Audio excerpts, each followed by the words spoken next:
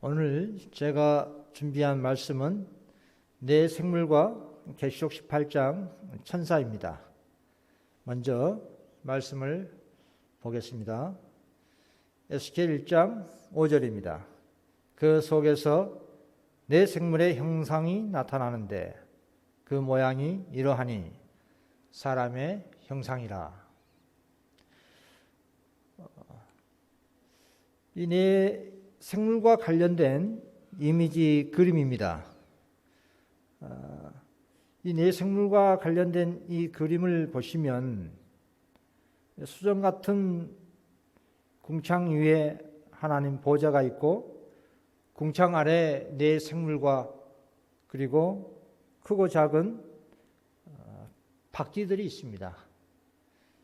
이 환상이 무엇을 의미하는지 오늘날 하나님의 백성들이 꼭 연구해야 할 환상입니다. 증언에도 하나님의 일꾼들은 이사야 6장과 에스겔 1, 2장을 연구해야 한다라고 말씀하고 있습니다. 이번 동기집회 주제가 열심을 내라, 회개하라라는 내용입니다. 라오디게아 교회에 열심을 내야 하고 또 회개해야 한다라고 하는데 어떻게 하면 열심을 내고 회개할 수 있는가?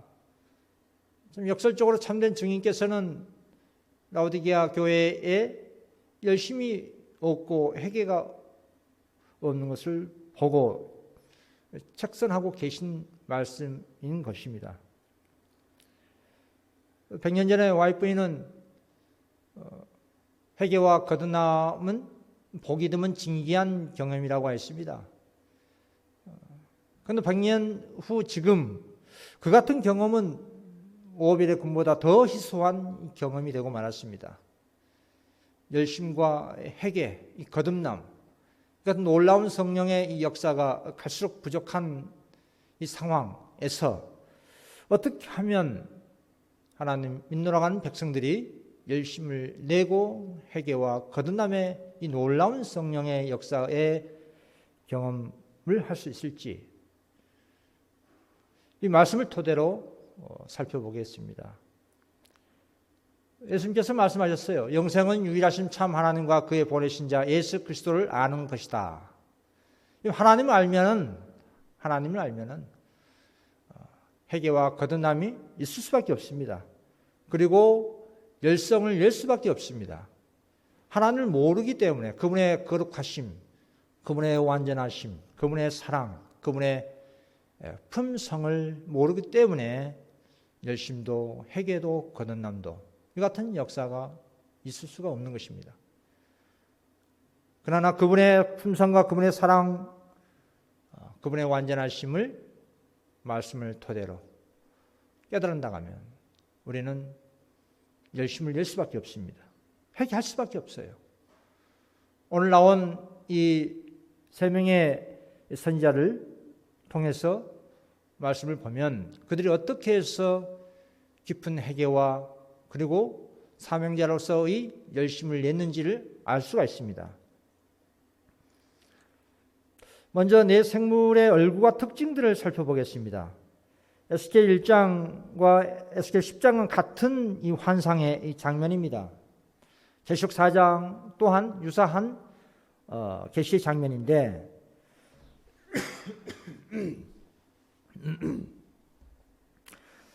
에스겔 1장의 환상을 토대로 말씀을 보시면 이 몸은 하나인데 동서남북으로 얼굴이 4개가 있습니다. 앞은 사람의 얼굴이 있고 또 오른쪽은 사자의 얼굴, 왼쪽은 소의 얼굴, 또 뒤편은 독수리의 얼굴입니다. 또 그 모양을 보시면 말이죠. 그 다리는 곱고 발바닥은 송아지 발바닥 같이 불에 단 구릿빛입니다. 또 날개가 4개가 있습니다. 날개 둘로는 몸을 가리고 있고 또 둘은 서로 이어져 있어 그 날개를 펴서 날 때는 번개같이 신속하고 또 생물이 일제히 앞으로 전진하는 모습입니다. 또 그 옆에 생물의 옆에는 바퀴들의 그 모습이 있는데 바퀴 안에 바퀴가 있어요. 또 바퀴 둘레는 눈이 가득한 모습을 볼 수가 있습니다. 또 그 바퀴들은 땅에만 그런 것이 아니라 공중을 나는 장면도 나타나고 있습니다. 방향은 앞으로만 전진합니다. 하나님의 신이 가는 방향으로 생물들과 같이 행동합니다. 그러니까 수정 같은 궁창 위로는 하나님의 영광의 보좌가 펼쳐 있고 그 보좌에 하나님의 그 모습이 형상이 나타나 있습니다. 이 눈같이 흰 광채, 물에 단 주석, 번개와 햇불, 황금의 띠, 많은 물소리 같은 음성, 이 모든 것은 어린 양 예수 그리스도의 임재의 상징입니다. 이 네 생물은 그리스도의 성품과 사역을 상징하고 있습니다. 사람의 얼굴은 지성과 지혜와 영광, 또 사자의 얼굴은 또 왕권, 권위, 힘, 또 소의 얼굴은 인내와 헌신적 봉사를 나타내고 있습니다. 독수리 얼굴은 신속성, 민첩, 심판을 상징하는 그런 모습이라 할 수가 있겠습니다. 사실 하나님의 대리자라 할 수 있는 이 같은 모든 천사들은 하나님의 영광과 그분의 사역을 상징하고 나타내고 있습니다. 또 그러한 하나님의 뜻을 깨닫는 이 땅에 하나님 백성들 또한 이 같은 상징과 표상이 되어야 할 것입니다. 그래서 유일하게 르스벨과 그의 타락한 천사들만 하나님의 영광과 그분의 사역을 상징하는데, 증거하는데 실패했습니다.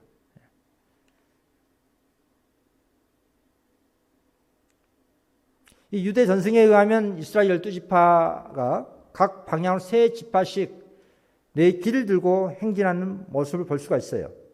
유다 지파는 사자가 그려진 깃발을, 르우벤 지파는 사람이 그려진 깃발을, 또 단 지파는 독수리가 그려진 깃발을, 에브라임 지파는 송아지가 그려진 깃발을 들고 행진하는 모습을 민수기 2장을 통해서 살펴볼 수가 있습니다. 자, 이사야 선지자가요, 에스겔 선지자와 같은 그런 유사한 환상을 봤어요.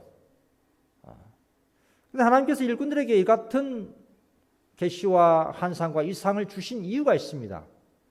앞에서 서두에 말씀드린 바와 같이 하나님께서는 우리들에게 더욱더 깊은 회개와 열심을 내라고 하십니다. 그러면 어떻게 해야 되느냐? 우리가 열심을 내고 싶어서 회개하고 싶어서 된다 해서 그게 무작정 되는 것은 아닙니다. 작심삼일이 될 수 있어요. 이사야 선지자를 보십시오. 이사야 6장 2절, 스랍들은 모셔 섰는데 각기 6날개가 있어 그 둘로는 그 얼굴을 가리었고 그 둘로는 그 발을 가리었고 그 둘로는 날며 서로 창하하여 가로되 거룩하다 거룩하다 거룩하다 만군의 여호와여 그 영광이 온 땅에 충만하도다. 참 놀라운 환상을 봤습니다. 이사야가 이 같은 놀라운 환상을 볼 수 있었던 배경은 다음과 같습니다. 이 선지자의 사명을 받은 것은 이사야 선지자가 공경과 낙담의 환경 아래서 했습니다. 힘들고 어려운 그런 상황, 이방 세력으로부터의 압박, 압제, 그로 인해서 유다 나라가 참 힘든 그런 상황에 처하고 말았습니다.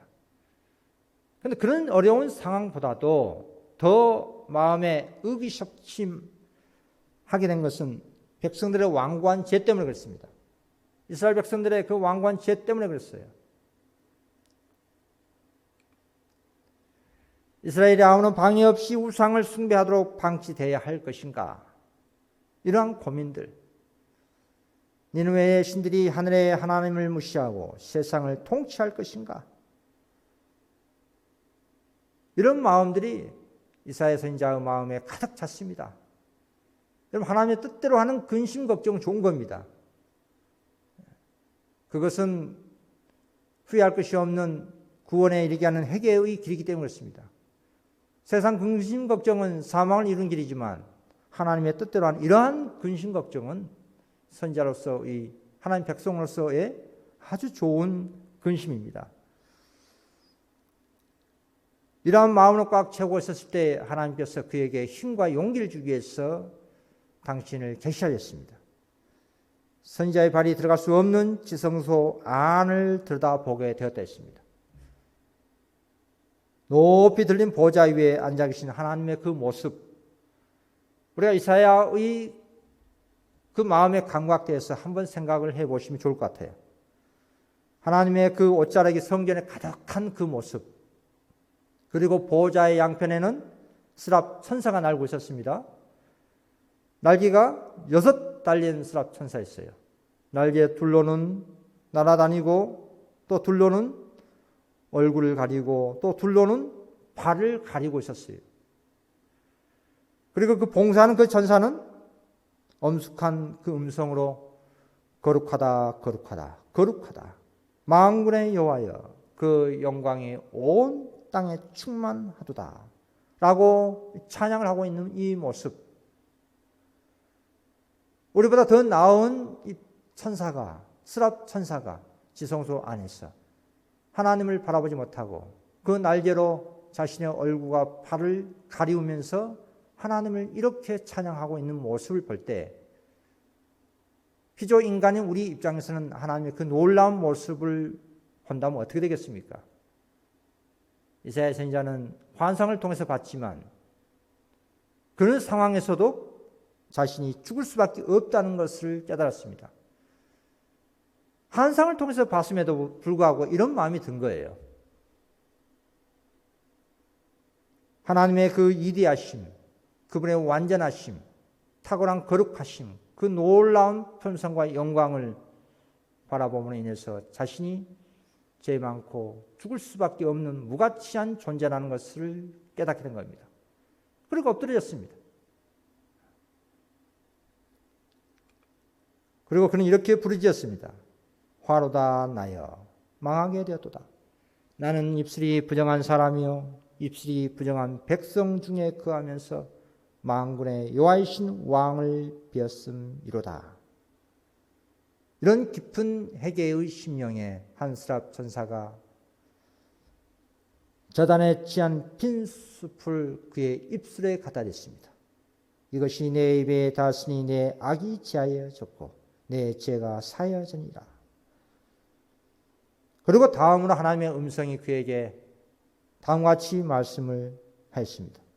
내가 누구를 보내며 누가 우리를 위하여 갈고 사명을 부여하는 모습입니다.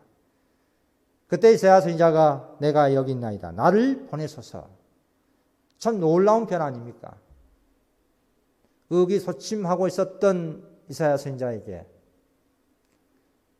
하나님께서는 당신의 놀라운 영광을 보여주고 그로 인해서 그 영광을 본 이사야는 엎드러지고 더욱더 깊은 회개로 빠지게 되고 그리고 그가 용서함을 받고 그리고 하나님께로부터 사명을 부여받게 된 모습입니다. 이 같은 과정이 오늘날 하나님의 일꾼들도 필히 경험해야 할 그런 경험입니다.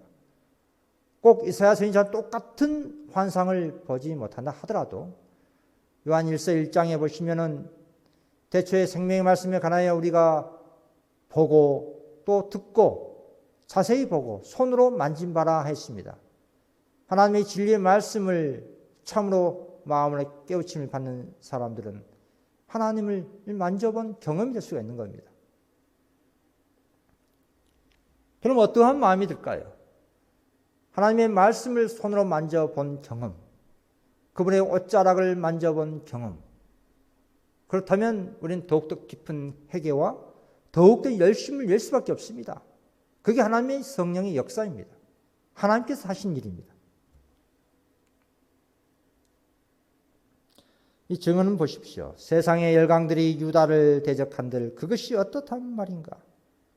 이사야가 그의 사명을 안수함에 있어서 반대와 거절을 당한들 그것이 어떻단 말인가? 그는 만군의 여호와이신 왕을 비었다. 그는 그 영광이 온 땅에 충만하도다 라고 하는 스랍의 노래를 들었다. 여러분, 우리가 하나님 사업을 할 때에 거절과 반대 많이 당합니다. 그건 당연한 겁니다. 우리 예수님께서 공생할 때에 얼마나 많은 반대를 당하셨습니까? 그럼 진리의 일꾼들은 주의 사업을 하면서 반대를 당하는 것을 기쁨으로 여겨야 됩니다. 그 선지자는 자기 앞에 놓인 사업을 위한 힘을 얻었습니다. 왜냐하면 이 같은 놀라운 환상이 항상 자기 자신에게 마음의 기억이 되었기 때문에 그렇습니다. 힘들고 어려울 때 주님께서 주신 그 놀라운 그 영광, 당신의 거룩하심, 완전하심, 이것을 생각할 때마다 새롭게 기운을 얻고 전진하는 사업을 해 나갔다는 것입니다. 다음은 에스겔 선지자입니다. 에스겔 선지자에게도 마찬가지입니다. 슬픈 기양사를 하고 있었던 선지자 에스겔. 이 바벨론 갈대 땅에서 하나님이 놀라운 이 환상을 봤습니다. 네 생물을 봤습니다. 에스겔 선지자도 기양살이 바벨론의 그 땅에서 하고 있을 때 얼마나 마음에 슬픔이 있었는지 모릅니다. 자기 자신의 염려보다도 이스라엘 백성에 대한 염려였습니다. 우리 믿음의 조상들은 자기 자신을 위한 슬픔 이게 아니었어요. 이스라엘 백성들을 위한 그런 슬픔이었습니다. 에스겔 9장에 그 보시면은 예루살렘 성읍 중에 가증한 일로 울며 탄식하는 자에게 표를 하라고 했습니다. 이스라엘 백성들의 그 죄, 악, 그것 때문에 고통을 받고 있는 겁니다.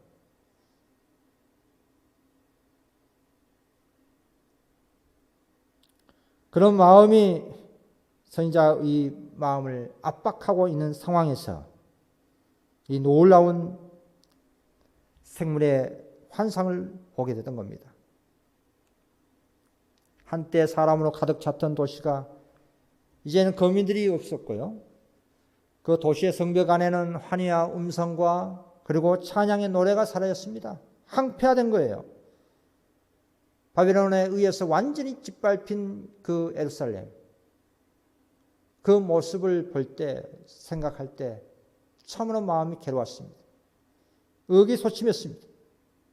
인간의 포악, 비리가 그의 심령을 괴롭혔습니다. 밤낮으로 슬퍼했습니다. 그럼 그에게 그발 강가에서 제시된 놀라운 표상들은 세상 통치자들의 능력보다 훨씬 더 강한 압도적인 능력이 계시됐습니다. 아수리와 바벨론, 비견할 수 없는 그들 위에 자비와 진리의 하나님께서 자정하고 계신 것을 본 겁니다. 좀 처음 볼 때는 이 환상이 너무나 복잡하고 그래서 뭔지 이해를 못했어요. 그러나 그 모든 복잡한 것들이 움직일 때 완전한 조화롭게 움직인 것을 봤습니다. 하늘의 존재자들이, 즉 천사들이 이 바퀴들을 앞으로 나가겠습니다. 그리고 수정강 같은 그 궁창 위에 하나님의 영광의 그 장면을 보고 에스겔도 이사야처럼 엎드러지고 말았습니다. 그 놀라운 영광 거룩하심에 하나님의 완전하심에 압도당하고 말았어요. 그런 그에게 하나님께서 기별을 줬습니다. 이스라엘에 대한 경고의 기별을 그에게 주었습니다. 그 경고의 기별이 에스겔 2장 10절 그가 그것을 내 앞에 배신이 그 안팎에 글이 있는데 그 위에 애가와 애곡과 재앙의 말이 기록되었더라. 애가와 애곡과 재앙의 말입니다. 여러분, 애가와 애곡, 재앙 이건 사람들이 좋아하는 게 아닙니다. 복을 좋아하죠. 복. 죄로 말미암아 딱딱해진 그 마음을 깨우쳐 주는 것은 재앙입니다. 재앙. 물론 하나님께서 친히 주신 건 아니에요. 사단의 역사를 내버려 두는 것일 뿐입니다. 그러나 하나님께서는 그런 사단의 역사를 다시 당신의 지혜로 역이용하셔서 당신의 선한 섭리로 인도하십니다. 오늘날 전 세계적인 이 온역 재앙 또한 사단의 역사입니다. 그 가운데 우리는 무엇을 깨달아야 될까요? 재앙이 일어남으로 인해서 마음으로 죄로 말미암아 딱딱해진 그 마음을 깨우쳐 주고 그 다음에 복음으로 치유하시는 것이 하나님의 구원의 방법입니다. 그걸 깨달아야 됩니다. 이런 재앙들이 날 때는 하나님 믿노라는 백성들은 무릎 꿇고 에스겔처럼 또 이사야처럼 하나님 앞에 더 깊은 회개가 나타나야 됩니다. 그때 복음의 사명이 주어집니다. 진리의 말씀이 이탁됩니다. 계시록 18장 8절도 마찬가지입니다. 7장의 그 모습이에요. 하루 동안에 그 재앙들이 이르니 곧 사망과 애통함과 흉년이라. 그가 또한 불에 살라지리니 그를 심판하시니 주 하나님은 강하신 자이십니다. 여러분, 이 같은 놀라운 재앙으로 이 세상은 향해 가고 있습니다.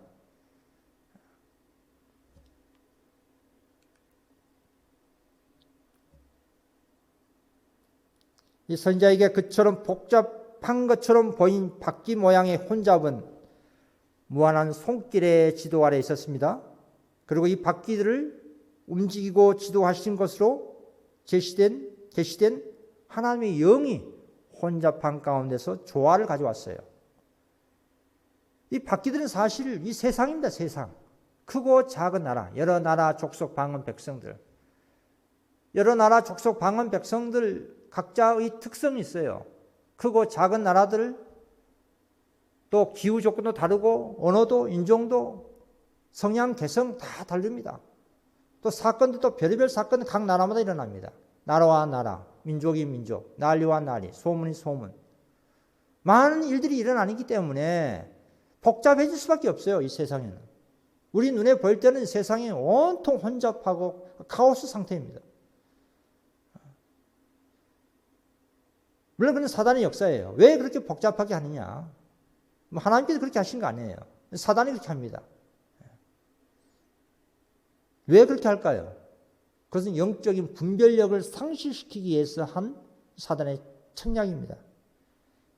하나님의 섭리를 방해하는 겁니다. 또 사단이 방해하면 하나님의 선한 천사가 또 방해합니다. 하나님의 섭리로 결국은 인도함 받습니다. 영광스러운 수많은 존재자들이 악한 자들의 세력과 계교를 제압하고 하고 그분의 성실한 백성들에게 유익을 주고자 그분의 말씀을 기다리고 있었다 하고 있습니다. 다니엘 4장 17절 말씀 보시면 이는 순찰자들의 명령대로요 거룩한 자들의 말대로이니 지극히 높으신 이가 사람의 나라를 다스리시며. 우리 눈에 보일 때는 이 세상이 복잡하고 혼란스럽고 사건 사고가 전 세계적으로 일어나고 그러하지만 분명한 사실은 그 궁창 위에 누가 계십니까? 하나님 보좌가 계시고 그분의 영광이 나타나 있고 궁창 아래에는 네 생물이 동서남북으로 있고 바퀴는 사방으로 굴러가고 있는데 그게 전부 앞으로만 전진하고 있습니다. 바퀴 둘레에는 수많은 눈들이 있습니다. 하나님께서 당신의 눈으로 친히 이 세상을 감찰하고 계시고요. 그 생물들에 의해서 즉 하나님의 천사들에 의해서 앞으로 전진토록 하고 계십니다. 인간의 눈으로 볼 때는 복잡하지만 실상 하나님의 섭리에 의한 바퀴가 굴러가고 있다 이 말입니다. 그 종점은 예수님의 재림으로 향해 가고 있는 것입니다. 한 예시를 들자면요. 다니엘 10장 13절의 말씀 보시면 그 바사국 고레스 왕 그 마음을 해방하기 위한 사단이 역사하고 있었습니다. 그래서 왕은 하나님 백성들을 고향으로 돌려보내기 위해서 마음에 생각을 하고 있었는데 그 마음을 돌이키기 위해서 사단이 나쁜 가마를 끼치고 있었습니다. 그때 가브리엘 천사가 21일 동안 그를 계속 마음에 선한 가마를 끼치고 있었어요. 그 표현을 이렇게 말하고 있어요. 21일 동안 나를 막았으므로, 그리고 내가 거기 바사국 왕들과 함께 머물러 있더니 군장 중 하나 미가엘이 와서 나를 도와주므로. 그리스도이십니다. 우리의 군대장관 그리스도. 예수님께서 오셔서 그 같은 역사를 도와줬습니다. 그리고 결국 고레스 왕이 마음에 스스로 선택하여 하나님 백성들을 돌려보냈던 것입니다. 승리한 겁니다. 사단은 고레스 왕을 나쁜 영향을 끼쳐서 하나님 백성을 돌려보내지 못하게 계속 영향을 미쳤지만 가브리엘 천사 그리고 우리 예수님께서는 그에게 선한 영향을 끼쳤습니다. 이건 강제로 할 일이 아니에요. 이게 바로 선악과는 대정투입니다. 우리 눈에 보이지 않지만 우리 마음판을 놓고 이 세상의 나라와 그 나라를 통치하고 있는 그런 왕들의 마음에 선한 가마를 끼치고 있습니다. 또 사단도 나쁜 가마를 끼치고 있어요. 바로 그 싸움입니다.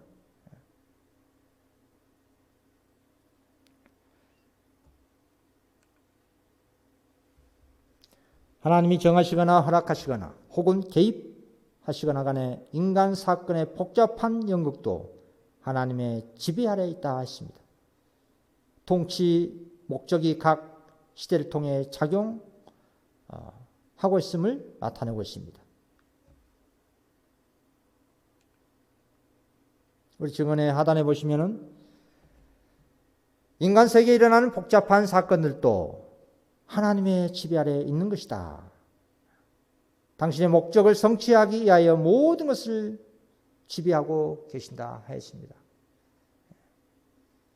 여러분, 이와 같은 복잡한 일들을 우리는 앞으로 계속 볼 수밖에 없어요. 그러나 그 이면을 말씀을 통해서 우리는 살펴봐야 됩니다. 세상이 이렇게 복잡한 것은 사단이 그만큼 하나님의 사업을 방해하고 있구나.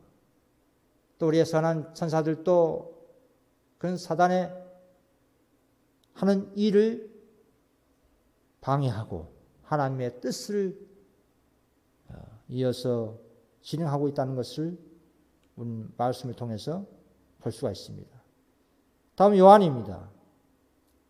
사도 요한에게도 동일한 환상과 계시를 주었습니다. 그도 이 계시를 볼 때에 밤모섬에서 참 어려운 형편, 상황, 환경 가운데 있었습니다. 사도 요한은 세상의 권세들을 더불어 싸우고 있는 교회의 마지막 큰 투쟁을 봤습니다. 충성된 자들의 마지막 승리 그리고 구원을 볼 수 있는 특권이 그에게 주어졌습니다. 그리고 교회가 짐승과 그의 우상으로 더불어 맹렬한 투쟁을 하고 있는 것, 또 그 짐승의 경배가 그것을 위반하면 사형을 조건으로 강요되고 있는 것도 봤습니다. 계시록 13장 15절에 이 표를 가진 자 외에는 매매 금지, 그 몇이든지 죽이게 하더라 하고 하지 않습니까? 오늘날 우리에게 직접적으로 이 계시는 적용되고 있습니다.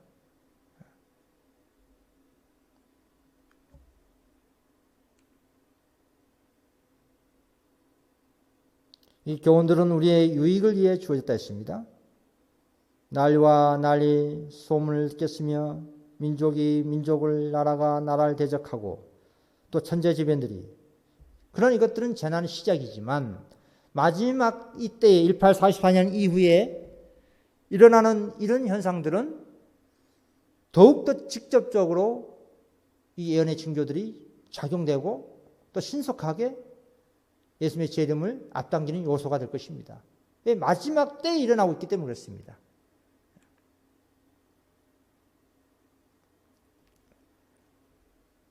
이 과거의 투쟁들이 재현되고 새로운 투쟁들이 생길 것입니다. 우리의 세계에서 일어날 장면들은 지금껏 꿈도 꾸어보지 못한 것들이다. 사단은 인간 기구들을 통해 일하고 있다. 헌법을 바꾸고 일호일을 강요하는 법률을 갖고자 노력하고 있는 자들을 그 결과가 어떻게 될 것인 별로 깨닫지 못하고 있다. 과거의 투쟁들이 반복됩니다. 그 늘상 반복되어 왔어요. 그 모양과 형태만 교묘하게 사단이 역사에서 나타내 사람들로 하여금 알아보지 못하게 할 뿐이지 반복되고 있습니다. 역사는. 그러나 또한 새로운 형태로 우리가 전혀 생각하지 못한 그런 일들, 그런 방식으로도 사단이 역사합니다. 그럴지라도 앞에서 언급했던 것처럼 궁창 위에 누가 계십니까? 하나님 보좌가 있고 궁창 아래 여러 나라 족속 방언 백성들 가운데 하나님의 천사가 있습니다. 네 생물이 있습니다. 그들에 의해서 이 세상은 움직여지고 있습니다. 사단이 이 세상을 자기 것이라고 자부하고 있지만 자기 마음대로 하려고 복잡하게 세상을 어지럽히고 있지만 그것 또한 하나님의 섭리에 의해 이용되고 있다는 사실을 명심해야 됩니다. 여러분, 한 간단한 예를 들자면 우리의 세계에서 일어날 장면들, 지금껏 꿈도 꾸어보지 못할 것들, 사단의 역사 가운데 우리가 전혀 생각하지 못한 것들이 앞으로 나타날 건데 과거에 있었던 것이라면 과거 이 사건을 통해서 유추해보고 눈치챌 수가 있는데 전혀 생각하지 못한 것들이 우리 앞에 닥치면 그런 상황에 처하게 되면 우리는 어떻게 될까요? 거의 대부분 실족해버립니다. 왜? 거기에 대한 경험치가 없기 때문에, 거기에 대한 준비가 없기 때문에. 제가 어렸을 때에 꿈이 있었어요. 하늘 나는 꿈. 그리고 자동차를 탈 때 기름이 아니라 물로 다니면 얼마나 좋을까. 그 만화책을 보면서 그런 생각을 많이 했었습니다. 하늘 날고 사람이 비행기를 타고 나는 것이 아니라 우리 인간 몸이, 그리고 자가용 탈 때 비행기나 이 배가 기름이 아니라 물로 다닌다고 하면 훨씬 더 절감할 텐데, 여러분, 그런데 그게 오늘날 현실화가 되어지고 있는 중입니다. 향후 20년, 30년 지나 보십시오. 이 기후변화 때문에, 지구온난화 현상 때문에 이 화석연료 사용 중단하고 물로서 모든 산업 시스템이 돌아갈 그런 세상이 오게 되면 우리의 삶이 완전히 질적으로 변화됩니다. 세상에서는 좋아하겠죠. 환경 오염도 안 되고 지구도 깨끗해지고 에너지 때문에 싸울 일도 없고 세계적인 평화 에너지가 도래가 되는데 그 반대할 사람은 어디에 있겠습니까? 그러나 반대로 육신적으로 편하고 부유하게 되면 영적으로는 그만큼 절약된 상황이 되고 맙니다. 영적으로는 더 분별력이 없는 그런 상태로 절약되고 맙니다. 사단은 핍박보다도 사람들로 하여금 황금물질 많은 지상주의로 빠지기 위해서 타락하게 하는 것이 과거에서부터 효과적으로 발휘해왔기 때문에 그 정책을 쓰게 된다 이 말입니다. 오늘날 이 원역 때문에 작년에도 말씀드렸습니다. 작년 여름에도 말씀드렸는데 이 원역 때문에 세상이 고붕괴되고 경제가 무너지고 그리고 이럴 법령이 생긴다? 라는 그런 영상들이 많이 돌아다녔어요. 이제 조만간 좀 보십시오. 보통 그런 원역은 한 2년이면 평균 2년 정도에 끝납니다. 뭐 약 나오고 뭐 치료제 나오고 그러면은 소멸돼요. 그런 사람들이 집에 있던 사람들이 어떻게 될까요? 이제 원역이 사라지면은 전 세계로 돌아다니면서 여행 다닐 겁니다. 사람들이 이동할 때에 경제가 더 부유하게 되어 있습니다. 그럼 또 그 나름대로 또 사건, 사고 많이 일어나겠죠. 이제까지 억눌렸던 그 소비 심리가 터져버리니까, 폭발해버리니까 주체할 수 없는 방종 상태로 빠져버립니다. 이건 신자, 비신자 할 것 없이 다 마찬가지예요. 하나님이 남은 백성들은 거기에 연연할 필요가 없다 이 말이에요. 온역이든 세상이 경제적 부유하든 간에 거기에 부안해도 할 필요가 없습니다.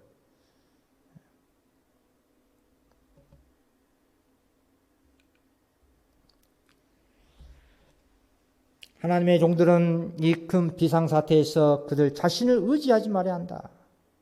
이사야와 에스겔, 요한에게 주어진 이 상들을 통하여 우리는 하늘이 지상에서 이루어지고 있는 사건들과 얼마나 밀접히 관련되어 있는지, 그리고 하나님께 충성한 자들에 대한 하나님의 보호가 얼마나 큰지 알고 있다. 세계는 통치자가 없는 것이 아니다.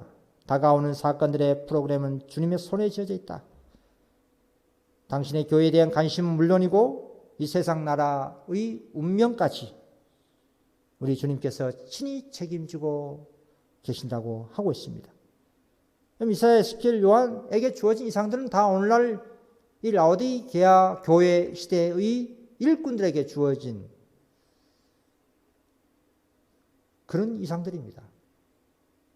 궁창 위에 하나님 계시고 궁창 아래에 네 생물들이 크고 작은 이 세상 나라들을 다스리고 있다는 사실, 얼마나 큰 힘이 됩니까? 사람들이 세상이 복잡하고 혼란스러우니까 걱정되고 힘들고 그러하잖아요. 그럼 우리는 이렇게 말씀을 통해서 믿음으로 만질 수가 있어요. 하나님의 그 은혜의 옷자락을, 지성소에 계신 그분의 옷자락을 만질 수 있습니다. 볼 수 있습니다. 그로 인해서 더욱더 회개가 깊어질 수가 있는 거예요. 이사야 그랬던 것처럼, 에스겔이 그랬던 것처럼, 사도 요한이 그랬던 것처럼.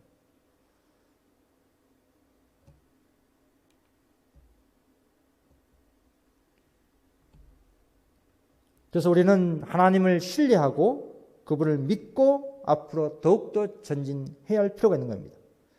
내 생물이, 그리고 그 옆에 크고 작은 바퀴들이 다 앞으로만 전진합니다. 뒤로 가지 않아요. 옆으로도 가지 않습니다. 내 생물은 오직 앞으로만 전진합니다. 그걸 뭘 의미하겠습니까? 오늘 하나님 백성들 또한 그 같은 상징이 되어서 하나님 사업을 앞으로 전진시키는 데 전력 질주해야 된다 이 말이에요. 후퇴하는 것이 없어요. 우리의 싸움은 공격전이지 방어전이 아닙니다. 죽으면 죽으리라, 잃으면 잃으리라 라는 그런 일사각오의 정신을 가지고 주의 사업을 셋째 천사 기별 이 깃발을 쳐 들고 우리 주님을 증거하고 그분의 말씀을 전파하는 데 최우선적으로 삼아야 됩니다.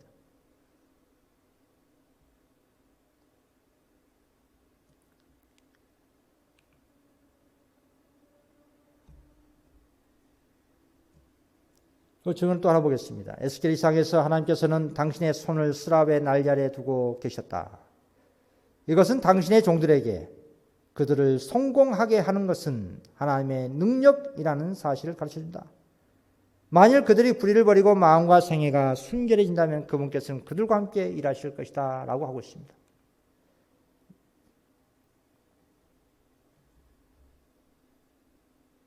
하단에 보시면 악인들의 목적을 방해하는 방법과 수단들을 고안해낼 수 있다. 그러므로 그분은 당신의 백성을 해롭게 하고자 음모하는 그들의 의논을 혼란하게 하실 것이다. 앞에서 언급했던 것처럼 사단이 아무리 하나님의 섭리를 방해하고 당신의 백성을 미혹해서 타락하게 하려는 별의별 수단과 방법을 전 세계적으로 고안한다 할지라도 하나님께서는 당신의 뜻대로 이루는 방향으로 지혜롭게 이용하시더라 이 말입니다. 그래서 세상이 복잡하게 보이는 것일 뿐이에요. 또 증언 하나 보십시오. 정치적인 대변동과 산업계의 변화와 큰 종교적인 각성, 사실 이러한 때에 우리의 기별이 더욱더 힘있게 증거될 수 있는 상황입니다. 평안하고 안전할 때는 사람들을 귀를 기울여 듣지 않습니다. 혼란스러울 때, 복잡할 때, 이런 언역들이 세계적으로 펼쳐 있을 때 하나님의 마지막 경고의 기별, 셋째 천사의 기별을 강하게 외쳐야 됩니다. 좋은 기회예요. 정치진 대변동, 산업계 변화 분명히 일어납니다. 우리가 전혀 생각하지 못한 그런 일들이 분명히 일어납니다. 세계적인 정세가 그렇게 요동치고 있습니다. 가까이는 우리 한반도에도 그런 일이 앞으로 일어날 거예요. 정치적인 대변동, 산업계의 그런 큰 변화. 그러나 그것과 상관없이 우리는 어떻게 해야 된다고요? 여러분들이 해야 할 일은 앞으로 나아가서 진리를 단순하게 제시하며 사람들 앞에 진리의 빛을 높이 드는 것이다. 어떤 상황에 어떤 환경이든지 간에 거기에 영향받지 말고 한결같이 초지일간 우리의 위탁된 사명을 수행해야 할 것을 하나님께서는 우리에게 호소하고 계십니다. 이 그리스도와 성령을 따라가는 생물과 14마 사진 보십시오. 에스겔 1장 12절 신이 어느 편으로 가려면 그 생물들이 그대로 가되 돌이키지 않고 앞으로만 곧게 행한다 했습니다. 또 계시록 14장 4절에 이 사람들은 여자로 더불어 더럽히지 아니하고 정절이 있는 자라 어린 양이 어디로 인도하든지 따라가는 자며 어린 양이 어디로 인도하든지 따라가는 자라 했습니다. 오늘 이 땅에서 하나님의 이 사업을 수행하고 있는 마지막 남은 백성들이 그 특징입니다. 이게. 어린 양이 어디로 인도하든지 따라가는 자입니다. 내 생물도 마찬가지예요. 성령께서 가려면 그 생물들이 그대로 따라갑니다.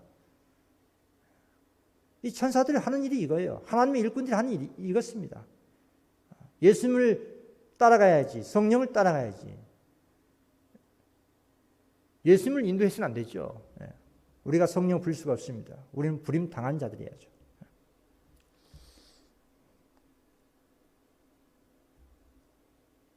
계시록 18장 1절 일 후에 다른 천사가 하늘에서 내려오는 것을 보내 큰 건설을 가졌는데 그의 영광으로 땅이 환해졌습니다. 에스겔 1장 28절도요. 그 사면 광채의 모양은 비오는 날 구름에 있는 무지개 같으니 이는 여호와의 영광의 형상의 모양이라. 이 같은 하나님의 영광의 형상을 대변하는 그 세력들이 바로 이 네 생물입니다. 이 땅에서 주의 사업을 주관하고 이 세상의 크고 작은 나라를 움직이고 있는 일에 이 네 생물들이 역사하고 있습니다. 이 네 생물을 보면은 계시록 7장에 있는 땅끝 사방을 붙들고 있는 바람을 붙들고 있는 그 천사와의 모습과 유사합니다. 그런데 전쟁을 막고 있는 그 모습, 이 네 생물은 그 바퀴들을 앞으로 굴러가게 하는 그런 섭리에 일하는 일꾼들입니다. 이 말씀을 보십시오. 이 기별들은 하늘나라의 우주와 일치하게 활동한 하나님의 백성들 표상 상징이나 있습니다. 이 같은 천사들이 눈에 보이지 않는 천사들이 하는 일, 이 땅에서 그 같은 사명을 부여받은 하나님 백성들이 일을 합니다. 우리는 하나님의 천사들의 일과 일치되는 활동하는 방식으로 일해야 됩니다. 자, 이 말씀 과거에 제가 SDA에서 공부했던 계시록 책자 속에 있는 18장 1절 관련된 해설이에요. 이 해설을 잘 보십시오. 정말 잘 해설되어 있습니다.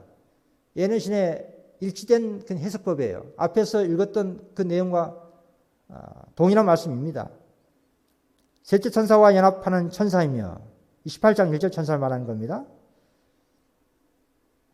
세 천사의 사명을 가진 같은 사명을 전하는 단체를 표상한다 했습니다. 그런데 오늘날 SD에서는 이 해설을 삭제하고 말았어요. 없어요. 그때는 이 설명을 정확하게 예언의 말씀에 일치된 말씀으로 했습니다. 그 천사는 앞에서 읽었던 것처럼 하늘나라의 우주와 일치하게 활동하는 하나님 백성들을 표상하는 상징이라 했는데 이 마찬가지예요. 단체를 의미합니다. 단체를. 그런데 왜 이 좋은 해석을 제거해버리고 그냥 전체적으로 그냥 늦은 비로만 해석하는지 참 알 수가 없습니다. 이런 말씀 있는 그대로 백성들한테 알려주고 가르쳐줘야 되는데 개혁운동을 이렇게 숨기고요. 또 대적하는 그런 입장에 취하면 안 됩니다. 그래서 오늘날 SDA 우리 형제들은 이런 증언에 있는 말씀을 토대로 해서 18장 1절에 그 천사, 이 단체가 무엇을 의미하는지, 왜 이 단체가 생길 수밖에 없는 것이었는지를 이 말씀을 통해 충분히 연구하고 깨달음 받을 수 있습니다. 그렇다면 그들은 분명히 18장 1절 천사와 연합하게 될 것입니다. 그로 인해서 예수님의 재림이 더욱 촉진시킬 수가 있는 것이에요. 그게 사명입니다. 여러분들의 사명이에요.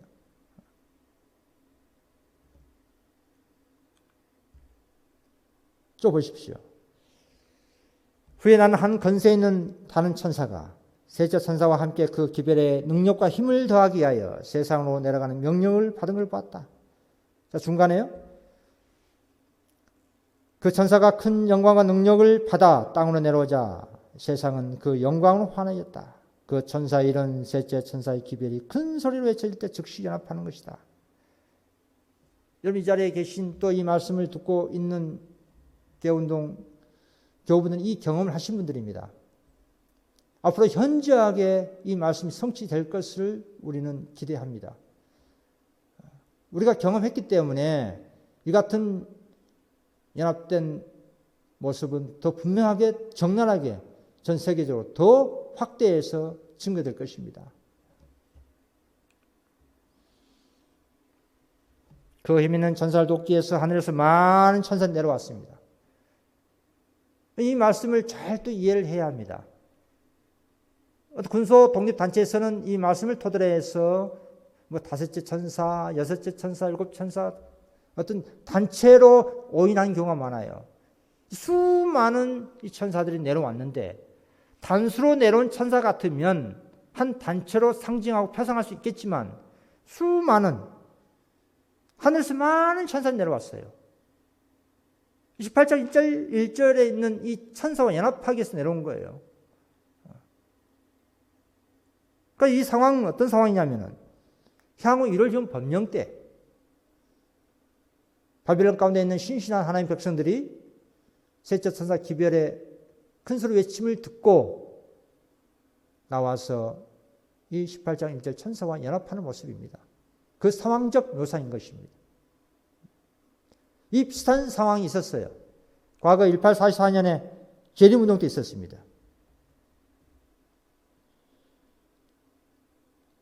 여러분 1844년 3월 22일 예수님 오신다라는 기별을 들었을 때 전 세계적 수많은 사람들이 나왔습니다.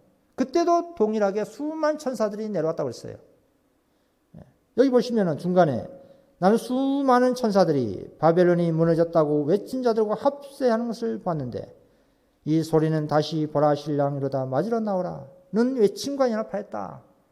이 상황이 재림운동 때 일어났던 상황이었어요. 그리고 1844년 7월 재림운동 때, 2차 재림운동 때 5만여 명이 개신교에서 나왔습니다. 그때 수많은 천사 내려온 거예요. 그 모습은 각 곳에서 신실한 백성이 나왔다는 그 뜻입니다. 어떤 조직된 단체 만들고 조직하고 이것이 아니라 이걸 잘 구분해야 됩니다. 이런 말씀들을 오남용 애곡해서 순진한 교인들이 오류 가운데 빠지는 그런 일들이 일어나고 있습니다. 잘 분별해야 됩니다. 요약해서 말씀드리자면 이것이죠. 수많은 천사들이 반복해서 동일하게 나타나고 있습니다. 1844년 재림운동 때 둘째 천사와 연합한 수많은 천사가 내려왔습니다. 밤중 소리가 큰 외침이 있었습니다. 또 짐승의 표 상황 때 셋째 천사와 18장 1절 천사 그리고 수많은 천사 내려옵니다. 즉 신실한 바벨론간에 있는 백성들이 나와서 이 18장 1절 천사와 연합합니다. 내 백성아 거기서 나와 그의 죄에 참여하지 말고 그의 받을 재앙들 받지 말라. 지금은 간간히 이 빛을 받고 나오신 분들이 계시지만 앞으로는 더욱 현저하게 우리의 인생을 통해서 많은 사람들이 나오게 될 것입니다. 노아 시대 때요. 하늘부터 기별이 있었습니다. 경고의 기별이.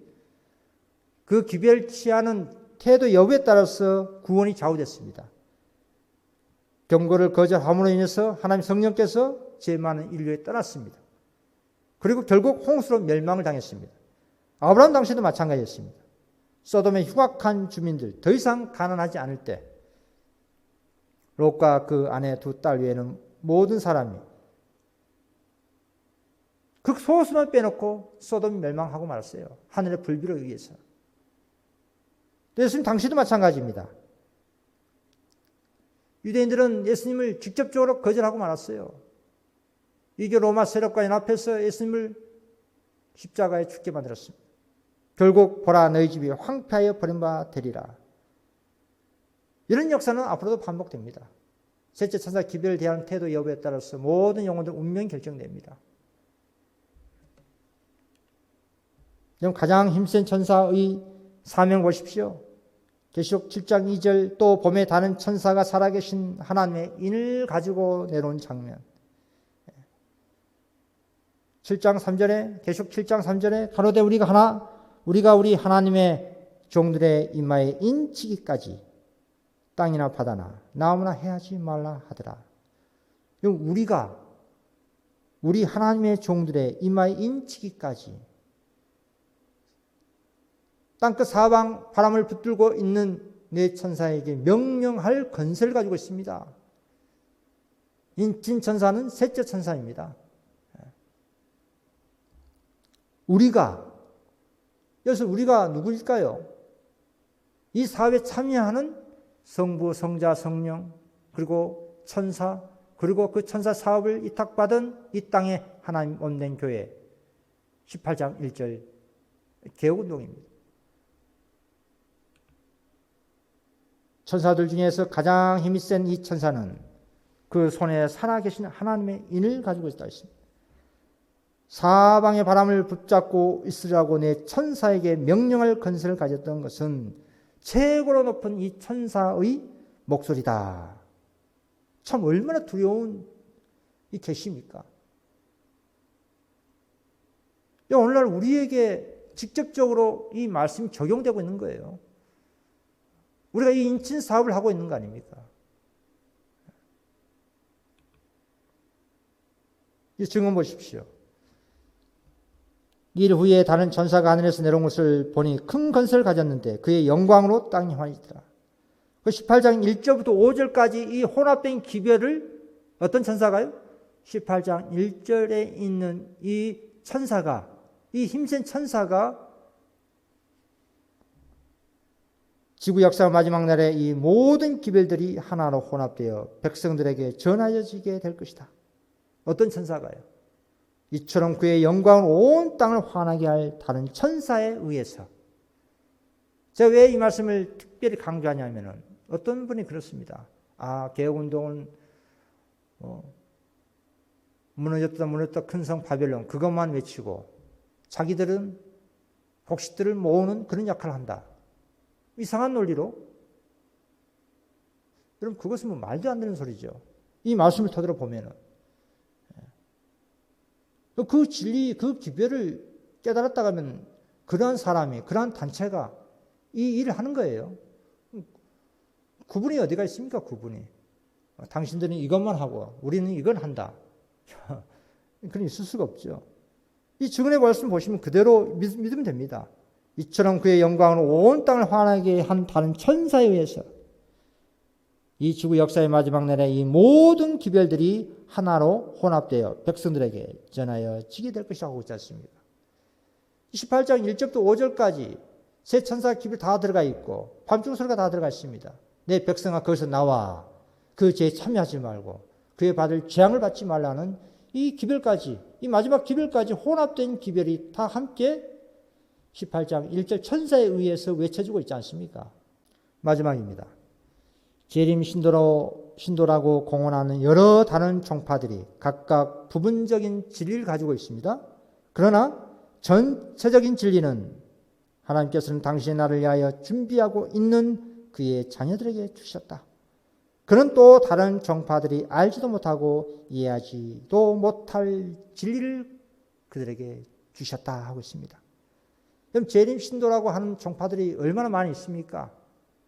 그냥 유심히 들여다보면 크고 작은 그런 오류들이 섞여 있어요.